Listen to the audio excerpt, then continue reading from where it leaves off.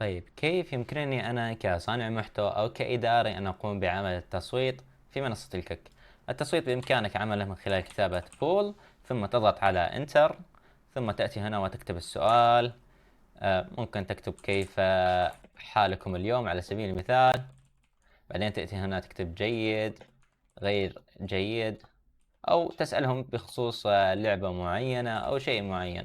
عندك 6 خيارات. هنا الوقت، مدة الاستبيان أو مدة التصويت، وهنا مدة عرض النتائج.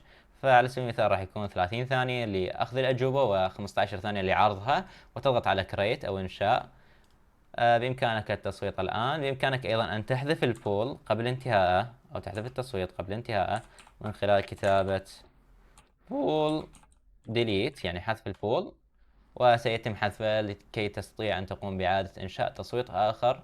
وبهذا الشكل أنت لديك أداة تفاعلية وللتواصل مع المشاهدين واستعلام عن آرائهم بخصوص شيء معين.